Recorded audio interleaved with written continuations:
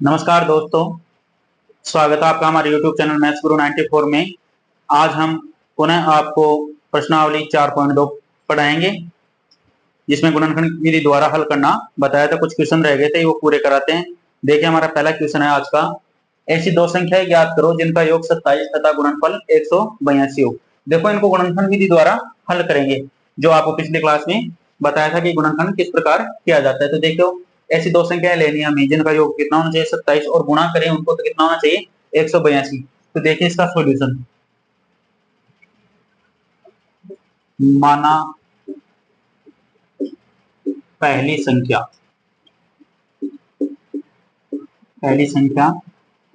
x तथा दूसरी संख्या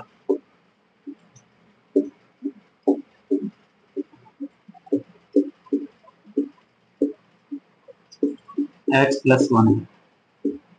अब ये दो संख्या है, इनका सबसे पहले क्या कर रहा है, पहले स्टेप में इनका योग 27 होना चाहिए। तो देखिए, अकॉर्डिंग टू क्वेश्चन, प्रश्न के अनुसार x+x+1 इक्वल टू 27। ठीक है, कितना होना चाहिए इनका योग 27 होना चाहिए इन दोनों संख्याओं का। अब वो संख्याएं कौन कौन सी हैं वो ज्ञात करेंगे। फिर आगे क्या कह रहा है कि इनका गुणनफल कितना है 182, अर्थात x और x+1 को गुणा करें कितना है 182। ठीक है, अब देखो इसको एक द्विघात समीकरण बनाते हैं हम। सबसे पहले क्या करते हैं, इसको द्विघात समीकरण बनाते हैं। तो इस x को इस x से गुणा किया, कितना हो गया x²। फिर इस x को 1 से गुणा किया, कितना आया x। ठीक है, इस 182 का आप क्या करेंगे, हम पक्षांत में बाईं तरफ, तो किसका हो जाएगा, प्लस का था जो माइनस का, बराबर क्या लगाएंगे 0। देखो ये हमारे पास है क्या आ गया, द्विघात समीकरण। क्या आ गया ये द्विघात समीकरण।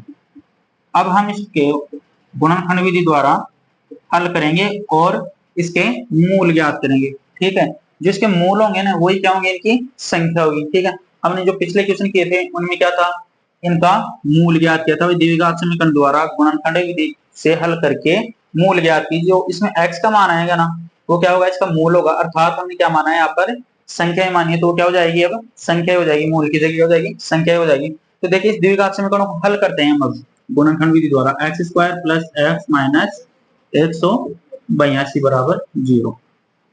अब देखो 182 को इस x² से गुणा करेंगे, तो 182 x²। तो देखिए यहाँ प्लस का है, यहाँ माइनस का, अर्थात माइनस का 182 x² होना चाहिए। कब गुणा करने पर, और जोड़ने पर कितना आना चाहिए भाई, प्लस का x। तो हमें ऐसी दो संख्याएं चाहिए। तो हमारे पास ऐसी दो संख्याएं कौन कौन सी, 14 और 13। तो देखिए प्लस का तो 14x ले लिया और माइनस का 13x ले लिया। 182 ऐसे बराबर में 0। देखो 14 को 13 से गुणा करेंगे तो 182 आएगा। ठीक है, अब इनमें कॉमन ले लेते हैं भाई, दो दो के जोड़े बना के। तो यहाँ देखो इसमें क्या कॉमन आ गया, x। क्या बच गया यहाँ पे x, यहाँ पे क्या बच गया, इसका x निकाल लिया बाहर, तो क्या बच गया 14 बच गया यहाँ पे। अब यहाँ से देखो माइनस का 13 कॉमन लिया हमने, क्या बच गया यहाँ पे x। माइनस माइनस क्या हो जाएगा प्लस, यहाँ कितना आ जाएगा 14 बराबर में 0। देखो गुणनखंड करते हैं तब जो ये पहला आता है ना यहाँ पे कॉमन लेने पर, वही दूसरे में आना चाहिए। ठीक है, लेकिन इसको चेक करना पड़ेगा कि भाई ये सही है कि नहीं। देखिए यहाँ पे माइनस का है, यहाँ पे प्लस का है, तो माइनस को प्लस से गुणा करेंगे क्या आएगा माइनस, जो कि ठीक है अपना।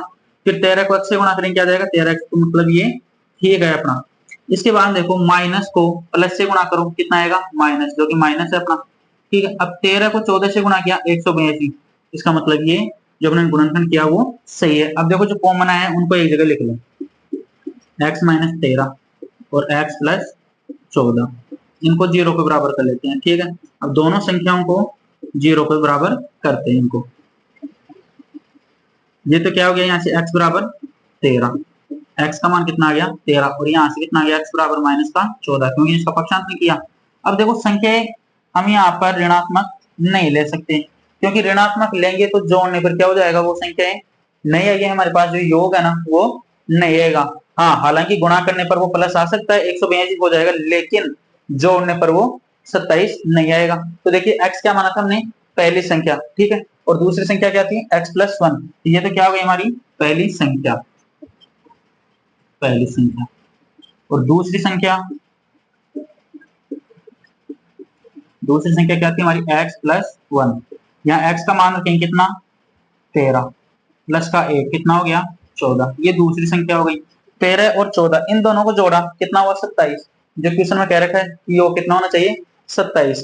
फिर इनका गुणनफल कितना है 182। देखो 13 और 14 को गुणा करो, 13 को 10 से गुणा किया 130, 13 को 4 से गुणा किया 452, 52 और 130 182, जो कि हमारा सही है। अर्थात हमने जो ये ज्ञात किए एक्स के मान वो सही है और यही हमारी दो संख्याएं होगी। अब इसके यहाँ से और चेक कर लो भाई, यहाँ 13 रखा, ठीक है 13 रखेंगे एक्स का मान, 13 13 26 और 1 27 बराबर में कितना है 27। इसका मतलब ये भी सही है हमारा, ठीक है। और गुणनफल देख लिया हमने यहाँ पे रखा 13 13 1 14, 14 को 13 से गुणा किया कितना आया 182, जो ये भी सही है। देखिए बहुत ही आसान क्वेश्चन है और ये इसके आंसर 13 और 14। तो अर्थात हम क्या कह सकते हैं इसकी वे संख्या कौन सी होंगी 13 और 14।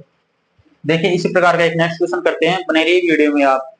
देखिए हमारा अगला क्वेश्चन क्या है, दो क्रमागत धनात्मक पूर्णांक ज्ञात करो जिनके वर्गों का योग 365 हो।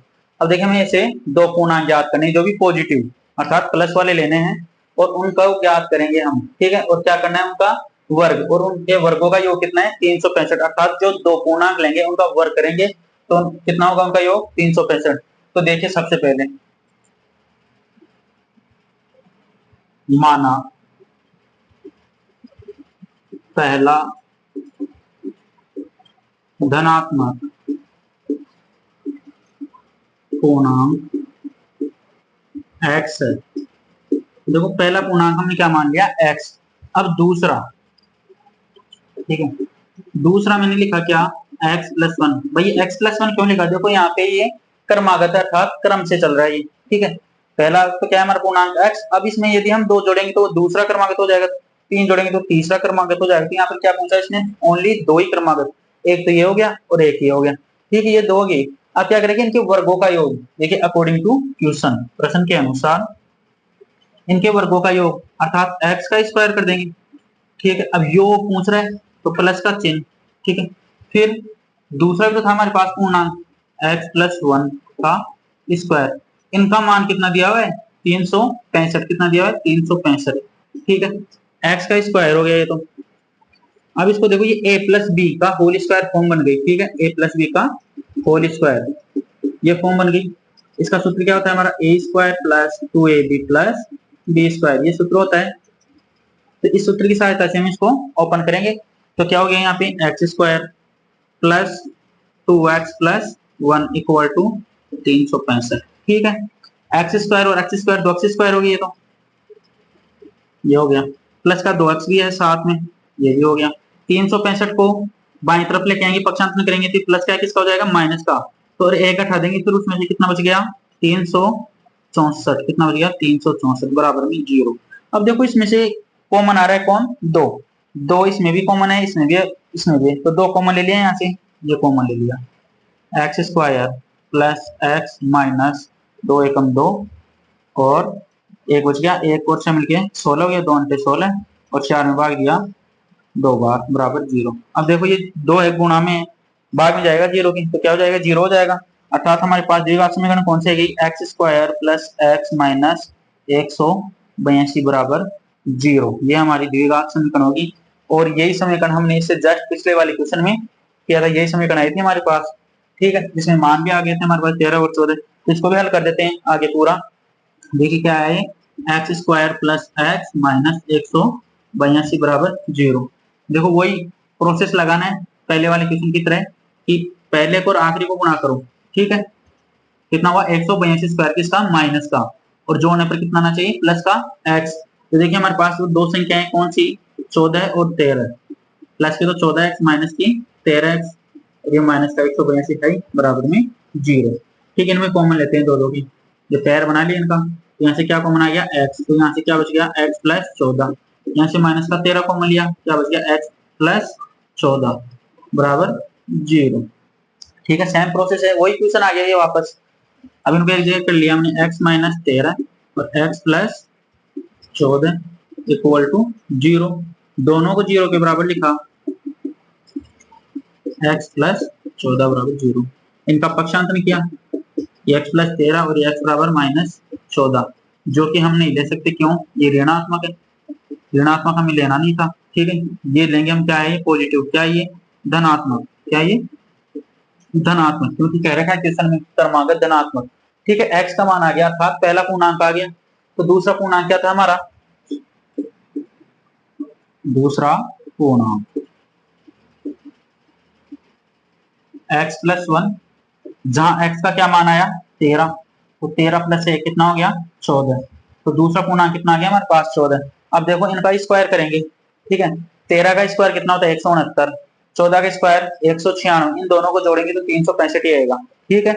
ये उत्तर की जांच भी हो गई आपकी कि भाई ये सही है या नहीं है ना। तो ये 13 और 14 के आगे इसके दो क्रमांक धनात्मक पूर्णांक आगे यही संख्या है वो, ठीक है। देखते हैं दूसरा क्वेश्चन इसी प्रकार का बने रही। देखिए हमारा अगला क्वेश्चन है, एक समकोण त्रिभुज की ऊंचाई इसके आधार से 7 सेंटीमीटर कम है, यदि कर्ण 13 सेंटीमीटर का हो तो अन्य दो भुजाएं ज्ञात करो।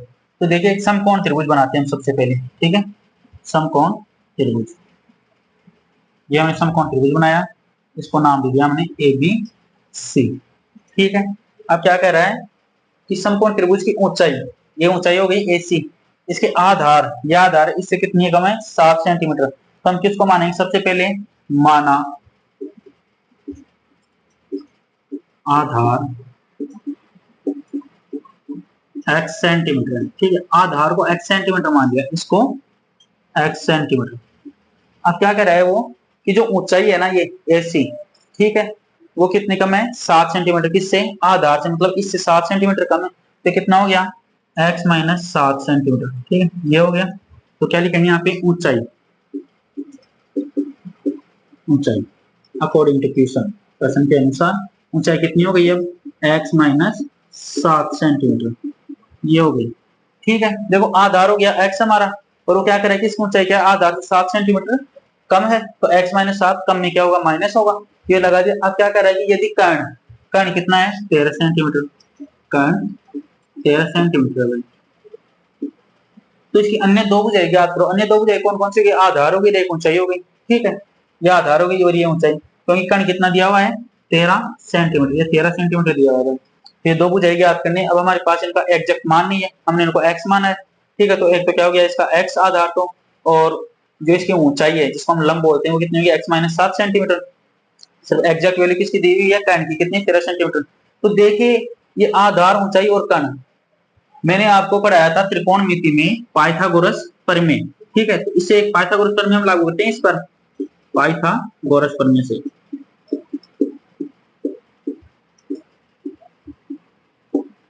पाइथागोरस प्रमेय क्या होती है भाई, कर्ण का स्क्वायर बराबर आधार का स्क्वायर प्लस लंब का स्क्वायर, ये होती है।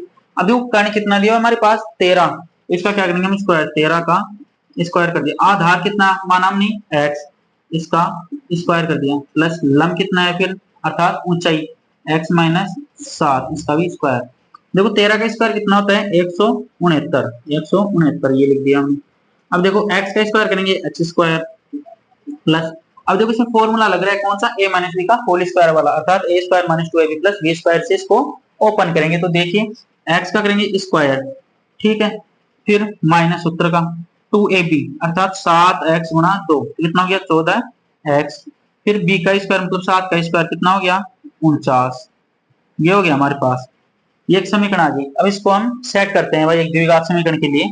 तो देखिए ये कितना हुआ, एक और एक 2x square, 2x square minus 14x, इसका पक्षांतर कर दिया उधर, तो किसका हो गया माइनस का 169, किसका हो गया माइनस का, वो प्लस का है तो कितना बच गया भाई माइनस का 120, कितना बच गया माइनस का 120, बराबर में क्या लिखते हैं 0। अब ये क्या बन गया हमारे पास एक द्विघात समीकरण बन गया, ठीक है। लेकिन इसमें हम अभी भी कॉमन ले सकते हैं, और देखो इसमें क्या कॉमन ले सकते हैं 2, देखो 2 इसमें कॉमन आ रहा है, इसमें आ रहा है, इसमें भी आ रहा है, तो ले दिया तो क्या आ गया नहीं द्विघात समीकरण हमारा x² - 7x - 60 बराबर 0, ये आ गया, ठीक है। ये द्विघात समीकरण आ गया हमारे पास x² - 7x - 60 बराबर 0। अब देखो ऐसी दो संख्या लो भाई कि जिनको गुणा करने पर तो देखो माइनस का 60x² आना चाहिए और जोड़ने पर माइनस का 7x आना चाहिए। तो हमारे पास ऐसी दो संख्याएं कौन कौन सी है, x² - 12x प्लस 5x - 60 बराबर 0। देखो 12 को 5 से गुणा किया कितना है 60, 12 × 5 = 60, x² से गुणा किया कितना हुआ x², देखो यहाँ माइनस से ये प्लस है, माइनस को प्लस से गुणा किया क्या है माइनस का, अर्थात माइनस का 60x² हो गया ये, ठीक है, जो कि गुणा करने पर सही आ रहा है। अब देखो इनको जोड़ो, माइनस के 12 प्लस का 7 ज्यादा कौन सा है माइनस का, कितना ज्यादा है 7, तो देखो माइनस का 7 आ गया। अब देखो इनमें कॉमन ले लेते हैं, इनमें कॉमन लिया, इन दोनों में क्या कॉमन है भाई x, तो क्या आ गया यहाँ पे x माइनस 12। अब देखो यही यहाँ पर आना चाहिए, तो उसके लिए देखो हमने यहाँ पे क्या कॉमन लिया 5, यहाँ क्या आ गया x, 5 का भाग देंगे 60 में, ठीक है, कितने बार 12 बार, बराबर 0। देखो कॉमन को एक जगह लिख देते हैं, x प्लस 5 और x माइनस 12 बराबर 0, ये हो गया।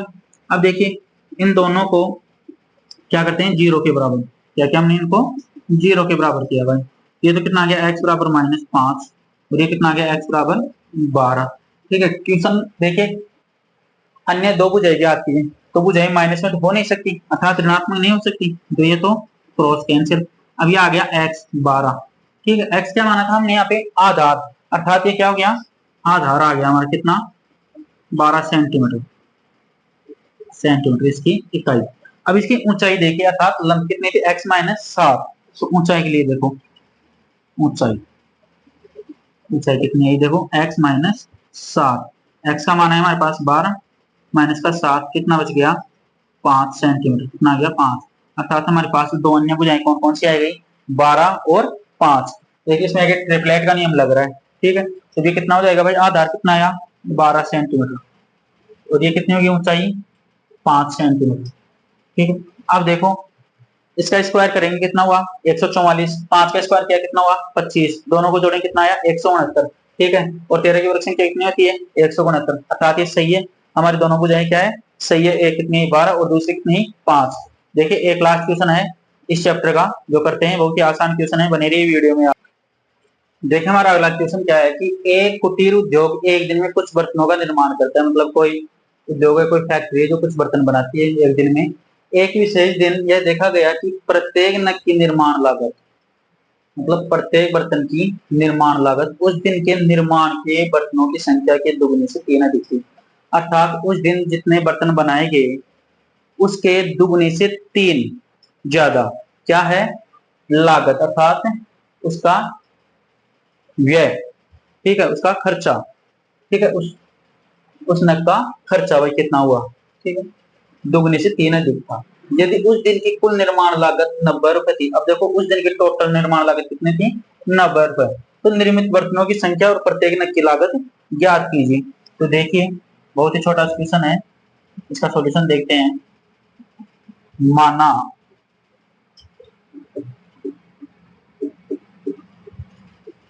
बर्तनों की संख्या, माना बर्तनों की संख्या x, क्या मान लिया बर्तनों को x। अब प्रत्येक नग की लागत, प्रत्येक नग की लागत कितनी हो गई देखो, बर्तनों की संख्या से दुगनी, बर्तनों की संख्या कितनी मानी हमने x, तो दुगनी कितनी होगी 2x, और कितनी ज्यादा 3, तो ज्यादा मतलब प्लस का 3, ये देखिए ये क्या आ गई इसकी लागत आ गई, ये बर्तनों की संख्या आ गई, ठीक है। अब क्या कर रहा है कि टोटल कितनी थी उस दिन लागत 90 रुपए, ठीक है, मतलब इनको गुणा करेंगे तभी तो इनका क्या आएगा वो लागत आएगी। तो देखिए अकॉर्डिंग टू क्वेश्चन प्रश्न के अनुसार x कोष्टक 2x प्लस 3 बराबर 90 रुपए, इसको हल किया हमने तो क्या है 2x square plus 3x equal to, ये कितना हो गया 90, ठीक है, तो 2x स्क्वायर प्लस 3x, इस 90 का पक्षांतर किया कितना आया माइनस 90 बराबर 0।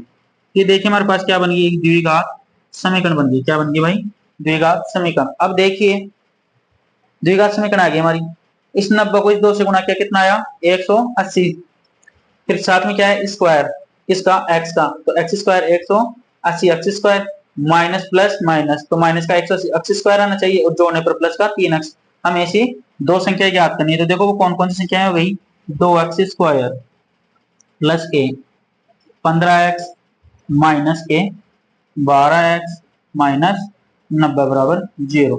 देखो इनको जोड़ो, प्लस का 15 है माइनस का 12 है, ज्यादा किसका है प्लस का, तो कितना 3 जो कि सही है जोड़ने पर।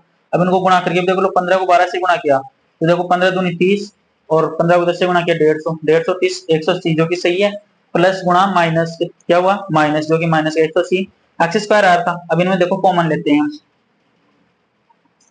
यहाँ कॉमन ले लिया हमने इन दो का पेयर बना के। यहाँ क्या कॉमन आया, ओनली एक्स, तो यहाँ क्या बच गया 2x, यहाँ क्या बच गया प्लस का 15।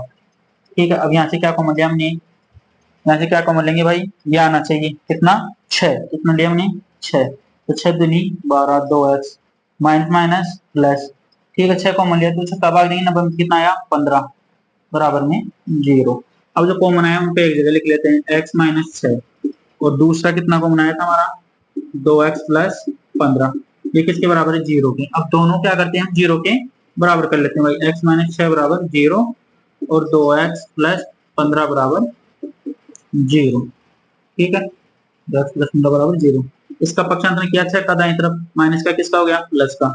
ठीक है, इसी प्रकार देखो यहाँ पे 2x बराबर 15 का पक्षांतर किया कितना हुआ माइनस का 15, प्लस का तो किसका हो गया माइनस का। यहाँ से x का मान निकालें, क्या आएगा माइनस का 15 बटे में 2, जो कि ऋणात्मक मान है, हमें ऋणात्मक लेना नहीं है भाई, वर्तमान संख्या ऋणात्मक थोड़ी ना हो सकती है, पॉजिटिव लेनी है। तो x हमने क्या माना था, ये सही है, इसका मतलब x क्या माना था वर्तमान संख्या, तो क्या हो गई वर्तनों की संख्या। तो वर्तनों की संख्या कितनी हुई भाई, बर्तनों की संख्या, बर्तनों की संख्या होगी x बराबर 6, अर्थात बर्तन कितने आ गए 6 बर्तन बनाए भाई इस दिन उस फैक्ट्री में, कितने बने 6 बर्तन। अब इनकी देखो टोटल लागत तो कितनी थी 90 रुपए, लेकिन वो क्या क्या रखा है, एक नग की लागत कितनी है। ठीक है, प्रत्येक नग की लागत, तो देखिए प्रत्येक नग की लागत, प्रत्येक नग की लागत क्या था, प्रत्येक नग की लागत में 2x प्लस 3, अर्थात दुगुने से 3 ज्यादा। तो देखिए 2 तो